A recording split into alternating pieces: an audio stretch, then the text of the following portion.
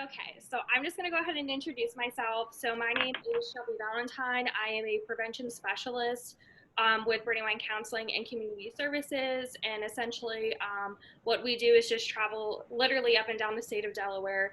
We go to different schools for middle schoolers, high schoolers, and college students, and we just educate them and do presentations. Or we also have evidence-based programs that we do as well on HIV, STDs, drugs and alcohol, fetal alcohol spectrum disorders. Essentially, that's what we focus on, but we'll literally help them with whatever they need us to help them with. And I also am in charge of our social media pages. So I wanted to do something a little different rather than just me being on a live or posting out infographics. So I had this idea to interview individuals in recovery because I feel like your voice has a much larger impact than mine does because it is not a path that I have walked. It's just a path that I've seen. So this is how the Purple Table Talk came about. So thank you guys so much for joining today. I want each of you to go ahead and tell us a little bit about yourself, but first I just want to set some ground rules. So don't feel obligated to share. If you're not comfortable with a question, don't feel like you have to answer anything or share anything that you don't want to. Be respectful of others' viewpoints, because again, we've all walked different paths, and then try to avoid triggering or offensive language.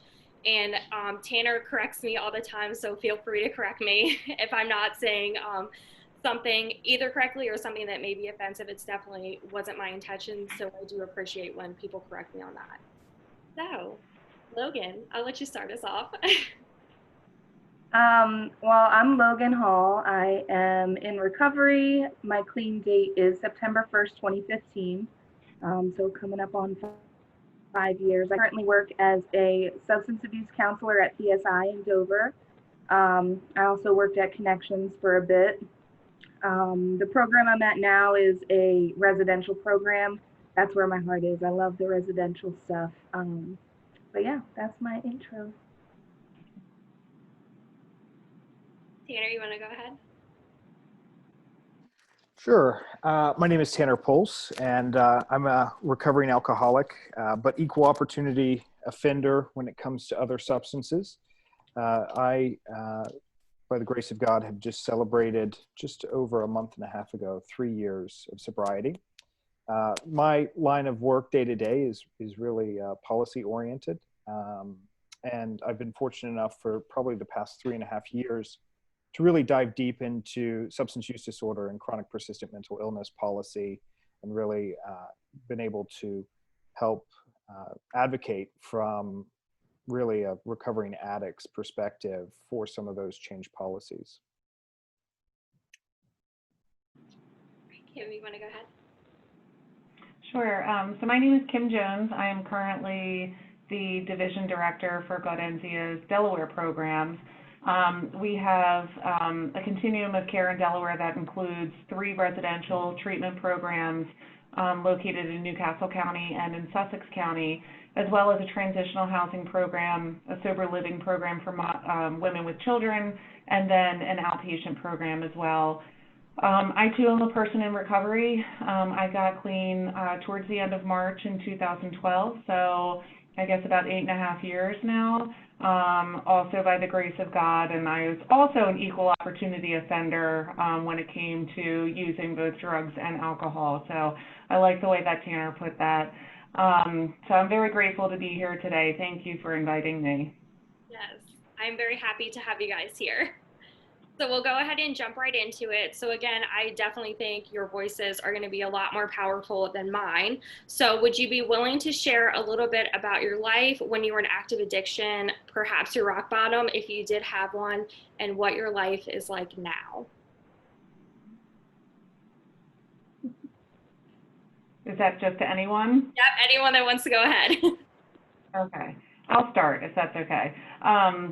So for me, my introduction to alcohol occurred fairly early in life. I think around age 8 or 9. I remember trying, my first sips of beer and thinking how gross it was, but also kind of in my mind realizing that the adults who were around me, so family members and friends of my parents and extended family, would drink socially and always appeared to be having fun or, laughing, having a good time. So I kind of equated that in my child's mind, that alcohol was a way to have fun as an adult, right? And so for me, I was able to kind of move past how gross the alcohol tasted, because I wanted to be like them and have fun and all of those things. I didn't really start experimenting with alcohol until a little bit later, early teens, which led also into me experimenting with some drugs. It started out with marijuana and then some other drugs. Fast forward to a little bit later in life, I definitely had problem and binge drinking behavior through my college years, more drug experimentation. And then, I ended up meeting a guy and getting married and settling down, and so all of that kind of stopped. When I got pregnant with my son and eventually had him, and then my daughter a couple years later. But several years after that, my marriage started to fail, and I ended up getting a divorce, and now I didn't have my kids every other weekend, and so I found myself with free time, and what do I do? And so for me, I decided, well, I'm going to hang out with my single friends, my friends from my pre-marriage days, because they all, were still, none of them were married, didn't have kids, any of those kind of things. I was also extremely depressed. I felt like I had failed my children. I was mourning the loss of my marriage, but didn't really realize that at the time, and so turned to alcohol to cope with that. And I should say, too, that while I was growing up, I was dealing with a lot of issues that I'm sure, most teenagers also are dealing with still today, some depression, anxiety, not feeling like I was fitting in. I wasn't the pretty girl in school or the funny girl in school, so, I kind of felt out of place a lot. And during those years, used alcohol and drugs as a coping mechanism to function in social settings with my peers. And so that, kind of carried through into adulthood. After my divorce, I met a guy that I thought was like, my Prince Charming. He was nice to me. He was nice to my kids. And he also was a cocaine addict, which I didn't realize until a little bit later into the relationship. But being the insecure person that I was, I thought, oh, well, that's okay. I'm not going to leave him just because he does drugs. I'm going to help him through this. And that was not a very good decision to make, because I didn't end up helping. I ended up getting wrapped up in his addiction, and eventually became addicted to cocaine and then to heroin right along with him. Rock bottom for me was when I chose to follow him to Florida and leave my children with my parents so that I could continue doing drugs and establish some kind of life with him, which really wasn't a life at all, because a couple of days into being in the state of Florida, I realized that he had manipulated me into coming down there just so he could take what little bit of money that I had to continue to feed his addiction. So I found myself homeless in Florida without anyone to turn to for help and with not knowing where to go to for help. My family had gotten so fed up with, my empty promises and my continued use at that point that I had no contact with them. And I did what a lot of addicts do, and I turned to prostitution and crime to support my habit. And, and life continued to get worse. I went through so many traumatizing events, things from, date rape and sexual assault to violent sexual assault, being held at gunpoint, knife point, I mean, you name it, and, and it happened. And eventually, I got caught up with the wrong people and was engaged in some criminal activity that led to my arrest. And that for me was a very defining moment. It was actually the most relieving moment I can remember in my entire addiction, because I knew then that I didn't have to turn back to drugs and alcohol as a way of life. things got much worse before they got better. I ended up serving a little over 2 years, but I did eventually get the treatment that I needed while I was in the federal prison system, and really was able to kind of connect the dots, you know, the reasons why I started to use drugs and alcohol to begin with, some of the self-esteem issues that I was having, some of the traumatic childhood events, and, you know, how they played into my addiction and things like that.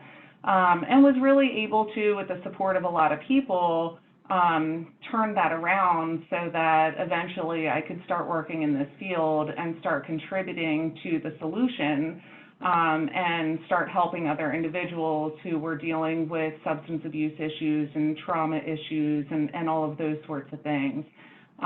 So it, you know, it was a very long and difficult process, sprinkled with lots of horrible events along the way, but, you know, in hindsight, they were very shaping events, which has now allowed me to have the compassion and empathy I believe that I need to work in this field and to work with others who are experiencing similar situations.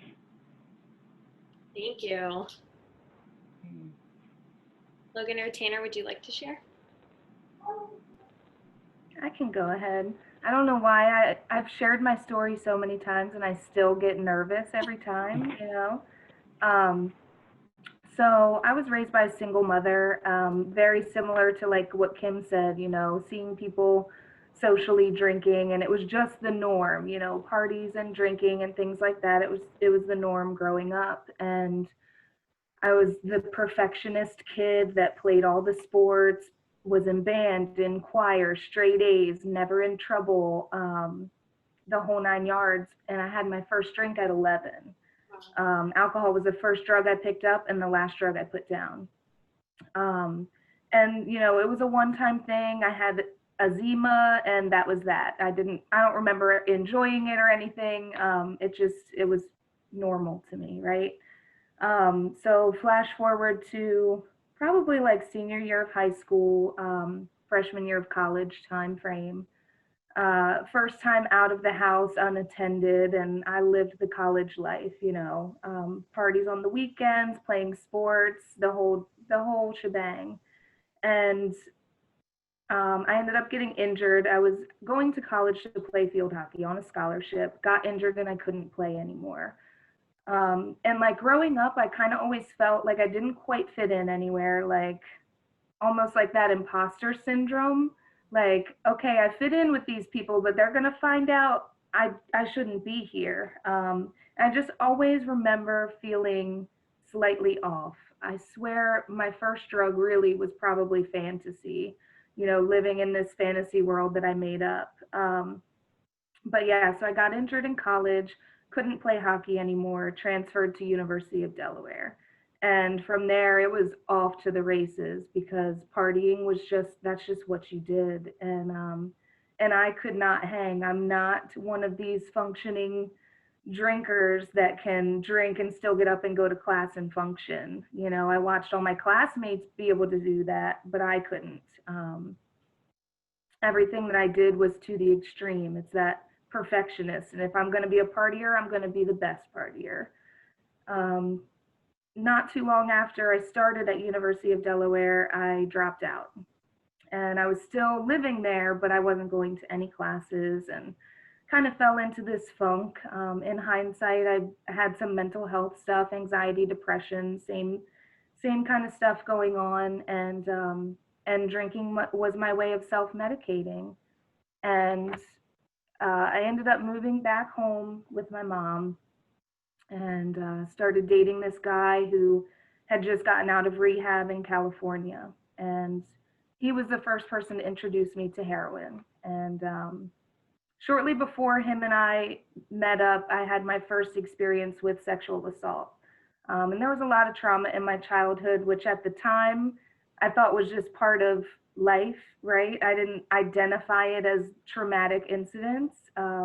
Now that I've worked through some things, I'm like, oh, wow, that's not normal. That shouldn't happen. But it shaped me to what I am today.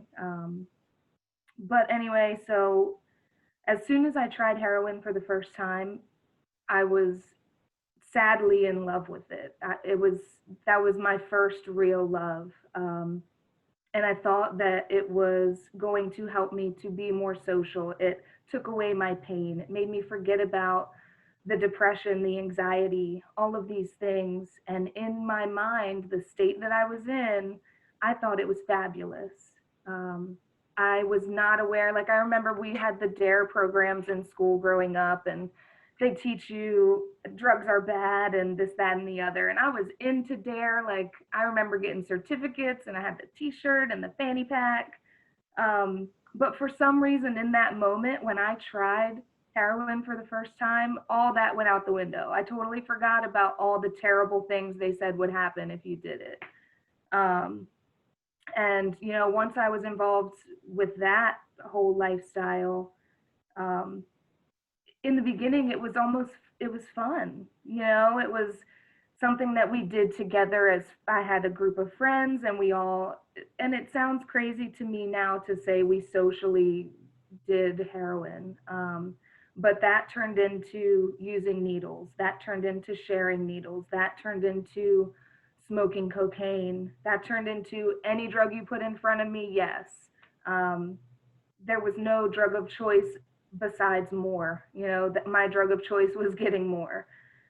And a lot of really terrible things happened. I did some things that I wish that I wouldn't have done. I did some things that if I was not using, me in my sober state of mind would never even consider doing. You know, my morals and my values went out the window. And I did treatment here and there. I did a couple stays in detox. I went to a residential program once and never really stuck with it. You know, I would hear what they said. I would do good for a little while. I'd come out of treatment and like I'd have a good couple weeks where I would be sober, and then always fell right back into it because I never addressed what made me want to use in the first place. The underlying feelings about myself, the false beliefs I had about myself, not being worthy of love, not being worthy of a good life. I never addressed that stuff. And that's what propelled me to use, feeling less than. And so homelessness, you know, I think a lot of us, our stories are so different, but a lot of these things that we go through and experience, like it takes us to the same places. And I remember when I was in treatment, they brought 12-step meetings into us.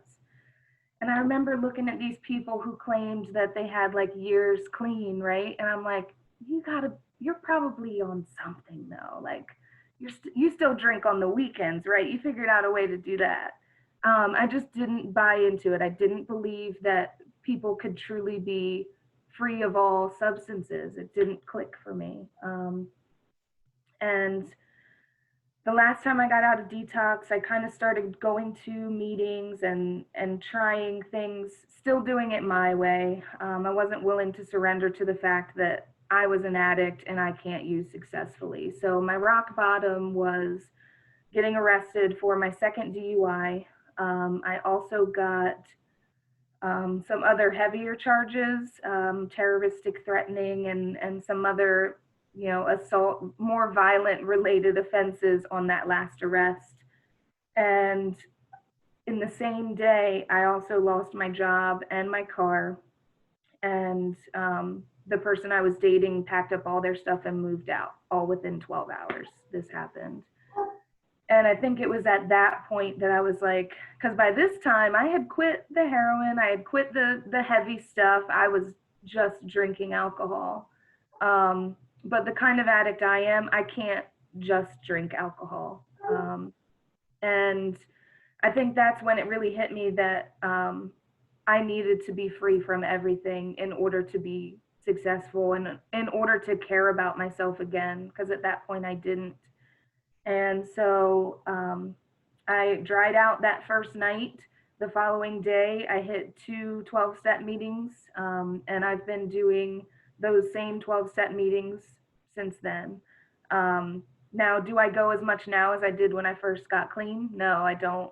But I still work a program. I still stay in contact with my support system. And that's one thing that I've learned being in recovery is that I can't do this alone, because when I'm left to my own devices and to make my own choices, I falter because I'm human, right?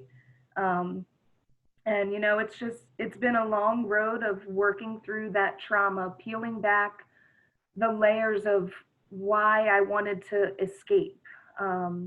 And thankfully, thanks to my higher power and like the program and people that came before me in recovery, I've learned that I can build my life without wanting to escape from it.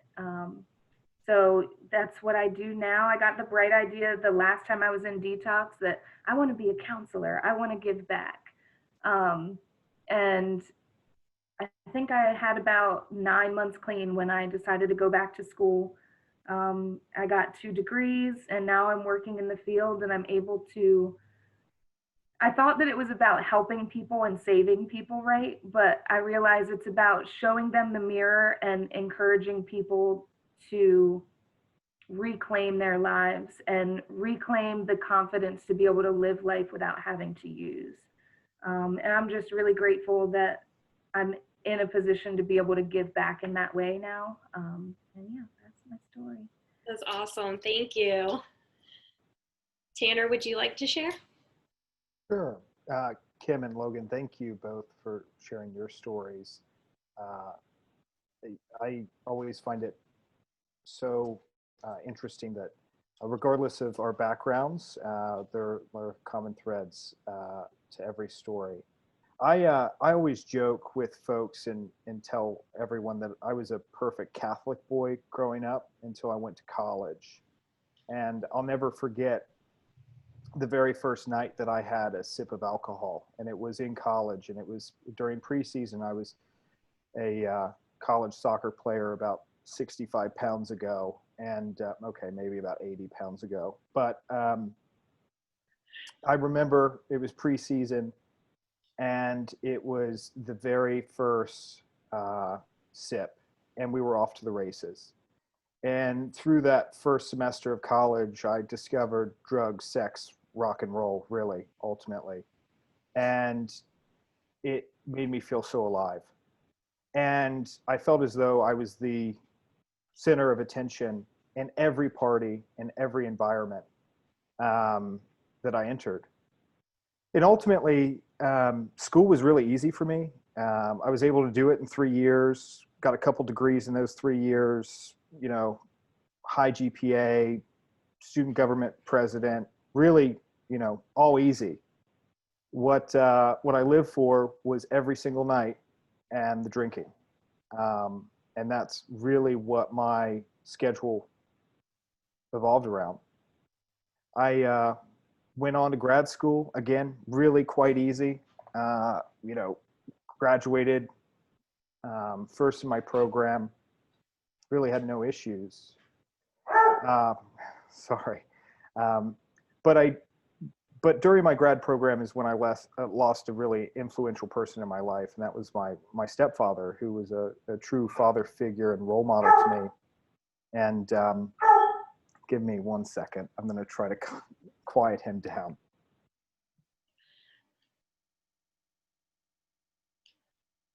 Oh, the joys of dogs. So when I lost my stepfather, who was kind of the role model in my life, I saw an increase in my drug use and a spiral in my drinking. And that happened for probably on and off a spiral 3 years until ultimately, and I'm going to give you the abridged version so you don't have to hear that the entire time. But ultimately, it led to my arrest and my DUI, and a DUI that came, quite frankly, right after a huge milestone in my life. And it was pretty embarrassing having reached a huge milestone and then having an ultimate fall with a very public DUI. And I was arrested and faced those consequences. But after that arrest, I didn't stop drinking for about 2 days. And then I remember distinctly waking up on the third day and falling to my knees. And I'm so sorry about this, Doc. Falling to my knees and knowing that I needed help. And, I was fortunate enough to get that help with a large community and a large support system. And ultimately, my life now is completely different on how I handle day-to-day things. My work is pretty much the same. I've always been able to perform regardless. So that hasn't changed too much. But the way I approach literally every aspect of my life is completely different. I've learned to be gentle with myself, and I've learned to be gentle with others. Before my rock bottom, I wasn't gentle with anyone, and I sure as hell was not gentle with myself. I was a bull in a china shop, and it was really take no prisoners. If I wanted it, I'd take it. And that attitude ultimately creates a lot of arrogance, and ultimately creates a lot of problems for you in your life, both professionally and personally. So I'm really fortunate to be sober and look at life through a different lens of gratitude and appreciation. And I'm going to stop because he's getting worse. So thank you for letting me share even the abbreviated version. Thank you. So we'll go ahead and move on to our next question. So what have you done to strengthen your recovery? And again, anyone can share. I'll go ahead. A lot of stuff. Because I don't know, for me, like my recovery has to be above everything else, because anything I put ahead of it, I will lose if I relapse. Like, thank goodness today I don't have any desire to do that or any intention to, but for me, my recovery, it's necessary for me to go to meetings. It's necessary for me to keep that support network, like I said earlier. Therapy is part of strengthening my recovery process. I still meet with a therapist either weekly or bi-weekly. That's a really important part of it for me. And also, I feel like having some sort of outlet, like for me, I needed to have something that was just mine for me to use as an outlet. So for me, like I play roller derby, that strengthens my recovery because it gives me a community of support. It gives me something athletic to do to get my energy out. You know, I get to go beat people up on skates and not get in trouble for it. And to me, that's part of my recovery process, you know, being able to have that outlet that's just mine. I don't share it with anyone. When I'm there, I'm not a mom, a wife, a counselor. Like I'm just me letting out how I feel on roller skates. So like those are all the things that to me strengthen this recovery process and make me feel like I have purpose. And that's super important for me. Absolutely. Definitely agree. Kim, did you want to share? Oh, hold on. Sorry, I forgot to press unmute. I have a bad habit of doing that. So I started to say that I agree with Logan that, you know, it's really important to put my recovery above everything else, because without my recovery, I have nothing else. You know, I just like Logan, I'm not the type of person that can have a drink on the weekends or, you know, have a mind-altering substance in any way, shape, or form, because I will just, you know, take it to the extreme. Absolutely making sure that, you know, for me, I wake up every day and thank God that I'm here, you know, and I go to bed every night and thank God for giving me another day. Service work is incredibly important to me. So I'm really involved in the recovery community. I'm on the board of directors for Attack Addiction and support their transitional and recovery houses. And that work's really important to me. It gives me the opportunity to work with people outside of a treatment program, and just have, you know, a more one-on-one connection with individuals, you know, from one person in recovery to another person in recovery. And a lot of times, you know, these women are very early on, and it kind of keeps it fresh and real for me because I remember what it was like to be where they are and to feel so overwhelmed. You know, like there's so much to accomplish in recovery, and where do you even start, you know? And so for a lot of people, it means they don't have a job, they have burned bridges with family members, they may not have an ID, they may now have a criminal record, and, you know, and I try to always make sure that that I let them know, you know, they're not alone, and I try to share my story because a lot of times people will say, wow, I never would have thought that about you, because they see the person in recovery and can't necessarily picture the person in active addiction.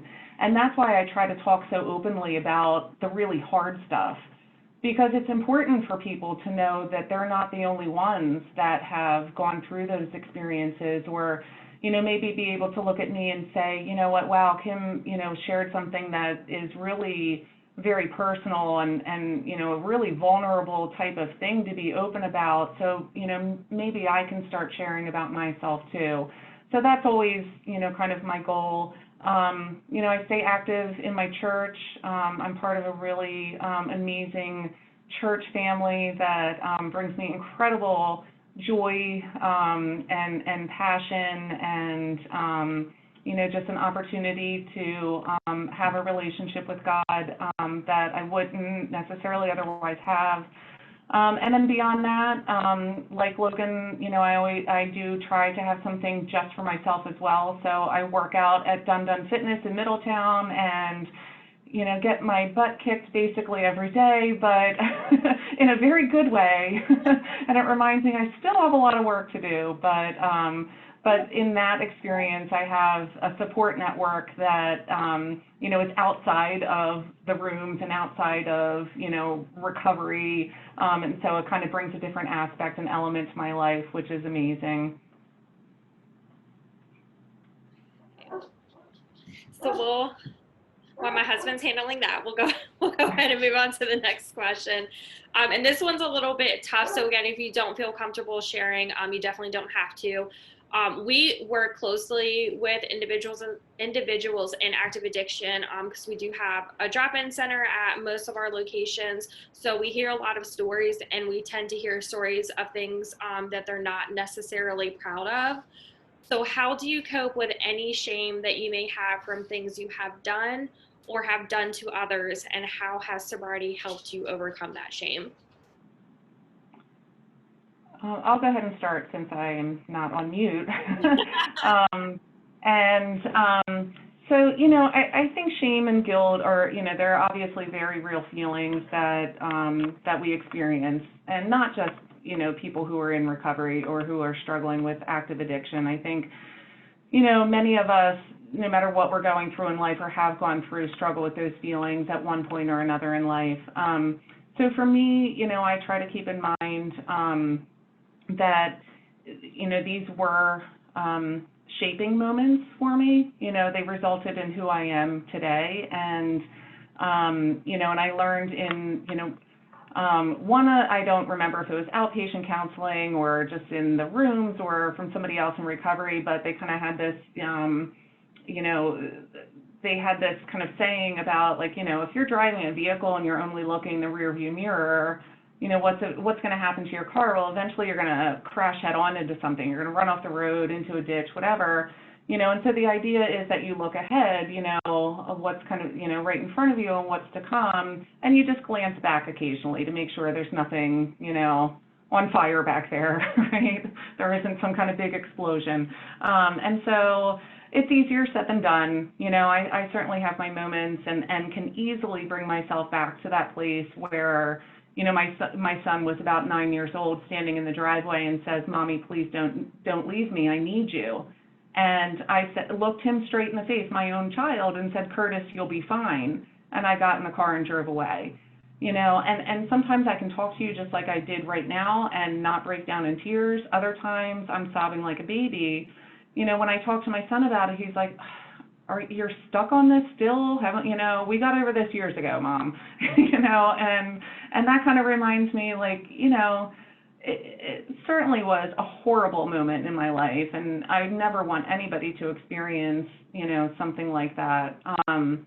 But again, it's something that I try to be open about and talk about very freely with others because, I want them to understand that just because they did something terrible in the past or something horrible happened to them or whatever the case may be, it doesn't have to be the defining moment of who they are right now, and so I use those experiences to, remind myself of how fragile recovery is, how much harder I need to work to make sure that that negative self-talk and slip back into, kind of that self-loathing and ultimately self-pity about, how awful things were, the things that I did, but really just use it to help connect with others and to make sure I'm looking in the right direction,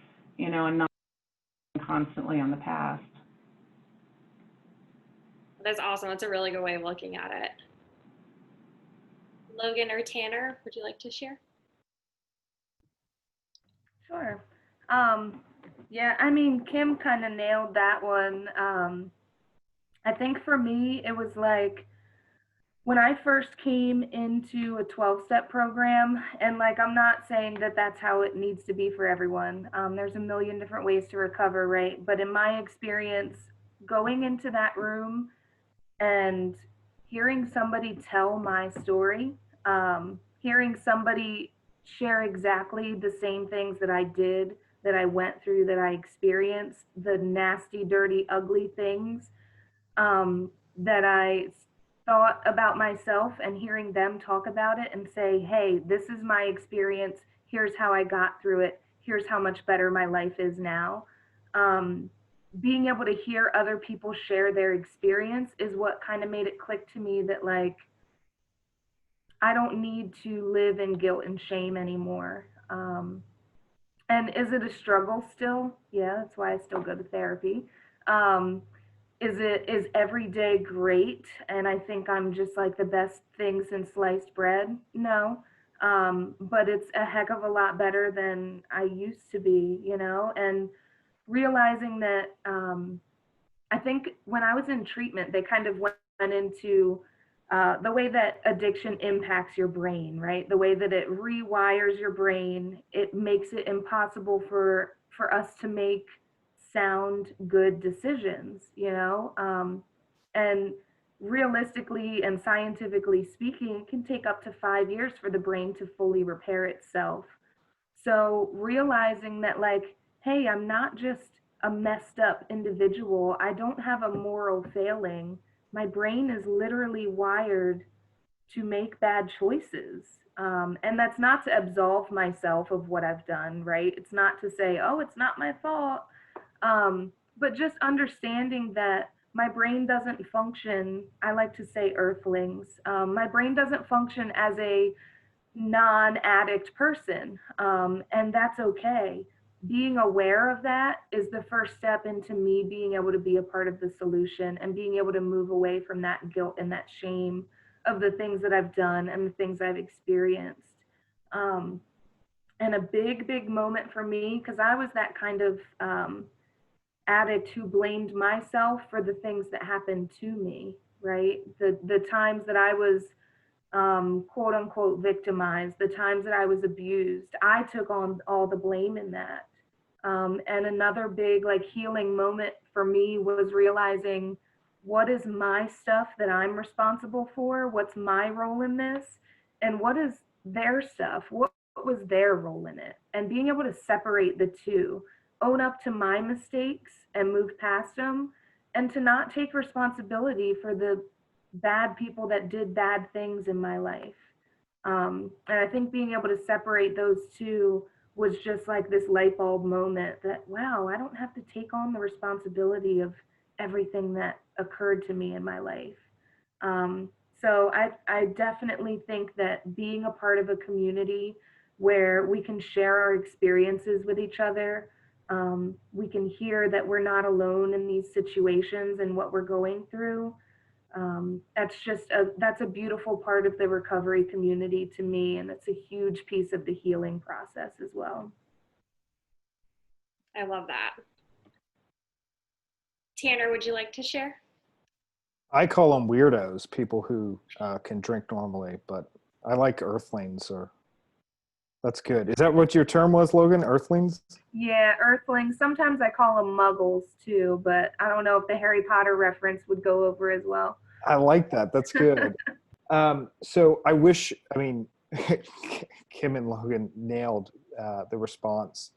But one thing that I really had to kind of dive into as it pertained to, you know, the shame that I felt and the shame that I felt for doing really bad things to other people who didn't deserve those really bad things done to them for so long, was learn that I had to love myself, because that was a struggle. And it's a daily struggle, right? I think Logan alluded to it and captured it well. I mean, it's like a daily reminder that you are a good person, and despite those bad things that you might have done, every time, you know, he just has this sense every time that I speak, he just wants to start barking.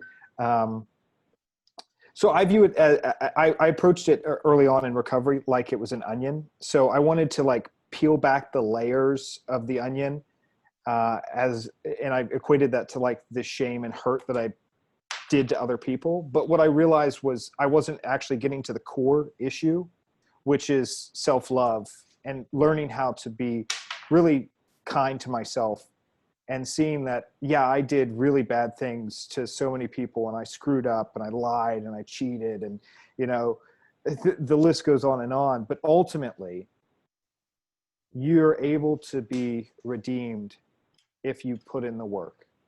If you're able to ask for help and ask for forgiveness, you're able to be redeemed, and you're able to really reflect back and say, hey, that was just a chapter in my life. That's not my entire book. He's quiet, so I'm going to stop talking because I don't want him to start barking again. No, that was awesome. Okay, guys, so our last question is, sitting here today, I would love to hear your greatest accomplishment or what you're most grateful for. Or both. Do you guys mind if I jump in first? For the viewing audience who will see this later on, might not know, but Shelby is my wife, and we are actually in the same house. So when the dogs bark, there are dogs who are barking and causing the interruption. But one thing that I'm really quite proud about is my ability to live a life with someone who is understanding of how screwed up I am, and accepting all those inherent flaws day in and day out, and being able to communicate those flaws. Like I have no problem saying, hey, I'm having a bad day today, and hey, I need your help today. And ultimately, it's been extremely, extremely humbling. And today is our 1-year anniversary of marriage, and I don't think she's divorced me yet. So I'm really proud of that. But more importantly than our 1-year anniversary today is just the ability. She showed me how to love and how to love myself, and I'm really proud of that. That I now get to see how I deserve to be loved, and then how I can love others. So sorry I had to jump in first, but I had to capitalize on the quiet from the dogs. Tanner knows I'm too emotional to hear nice things. So Logan or Kim, would you guys like to share? Oh man, most proud accomplishment or what I'm grateful for. I think they're one and the same for me. I'm grateful for and most proud of getting to a point in my life where I love myself and I love the life that I live. It took a while. Even when I first got clean, I wasn't quite there yet. But over time and through plugging away a day at a time, staying clean and working on things like gratitude and my spirituality and building up a community, and friends and family and all that stuff. Like I'm grateful for all of that, for having a life that I don't want to escape from every day. Um, do I have my moments where I feel overwhelmed and sometimes I wish I didn't have so much on my plate? Yeah. Um, but at the end of the day, if I just flip my perspective and say, like, I get to go to work today. I don't have to go to work, but I get to. I'm blessed enough to be in a position where I have a job to go to, or I have dishes to clean up, or laundry to do, all these mundane things that honestly I didn't think that I would live to 25. And here I am, about to be 32, almost 5 years clean, married, a beautiful kid, an amazing husband, a dog and a cat that drive me crazy. Um, and I get to show up for life and be a good, all these hats I wear, I get to be a part of it. And I never thought that I would get to this point. So, yeah, I mean, being able to, going back to college, yeah, I didn't think that would happen either. And, putting on that cap and gown and walking across that stage, it was like surreal to me. And now being able to work in this field and give back what was freely given to me, is just such a blessing. And I'm grateful. Thank you for asking me to be on this call.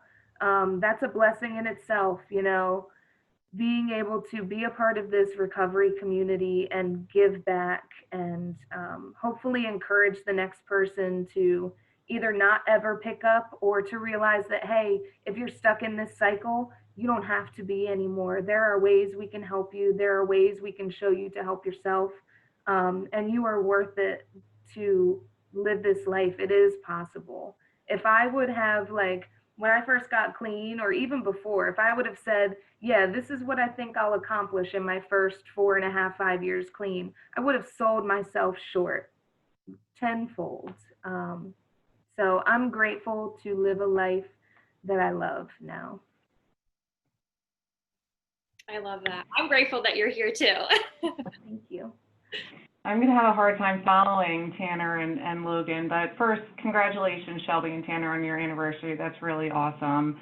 And Logan, for all your accomplishments, also very, very amazing. And I can only kind of echo what Tanner and Logan said.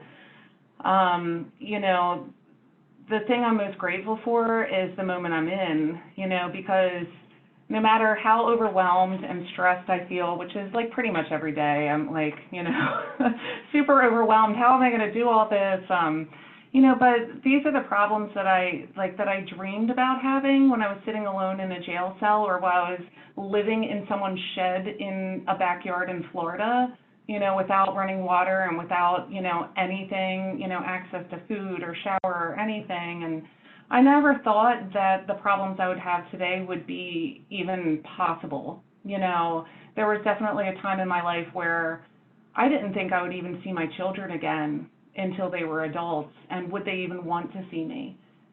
So being reunified with them and having a close relationship with them is such, something I'm incredibly grateful for, and also, a huge accomplishment. The relationship that I have with God is something I'm incredibly grateful for. I remember those times sitting alone in a jail cell and crying, and being mad at God. Like, why would you put me through all this? Like, how could you let this happen? And it took me some time to realize that God was telling me, like, hey, you need to lean into me, you need to let me walk you through this. And, and when I kind of gave up that anger and all of those, kind of feelings about I need to control this and control that, and just kind of let God do his thing, things started to get better for me. And when I would just kind of, make sure that I was playing my role appropriately and checking myself and my behaviors and my thoughts, because Logan's right, it takes a while for us to kind of come back to normal, and to to have more rational thoughts and be capable of making better decisions and things like that. You know, and when I would, you know, make sure that I was living by those principles that told me, like, you know, I need to check myself every single day, you know, and I need to kind of identify my resentments and why I have them. You know, I need to make sure that my behaviors are in line and that I'm not harming somebody else as a result of whatever negative stuff I'm holding on to. You know, maybe I'm overwhelmed and stressed, and that's got me kind of in a, you know, in a tiz, and I'm taking it out on my kids or a coworker or something like that.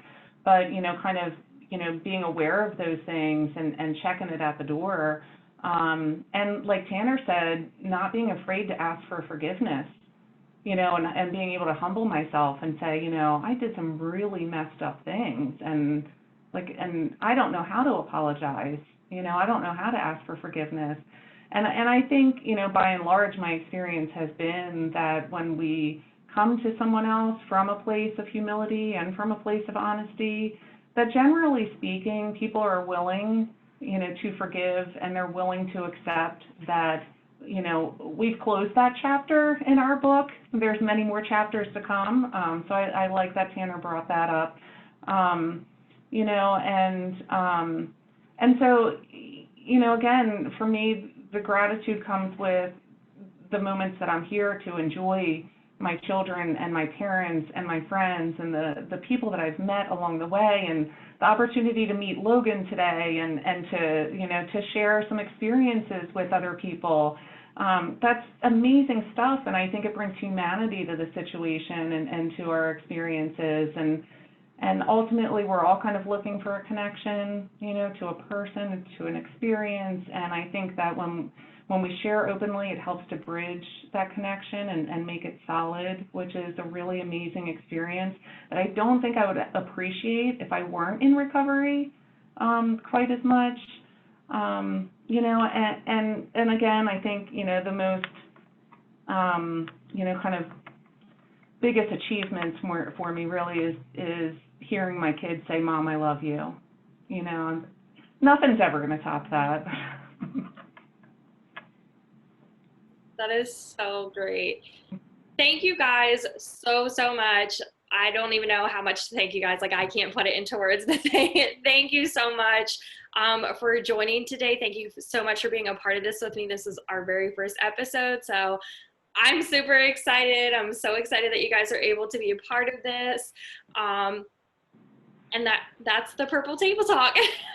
But we do this every month. We're going to have different topics every month. So if you guys ever want to join in on another one, please let me know. I would love to have you. But thank you guys so much. Thank you, Shelby. Yeah, thanks for having me. Of course.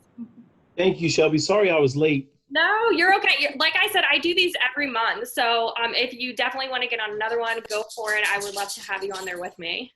I will be on it, believe me. Yes. Sounds good. Sounds good. All right, guys, let me go ahead.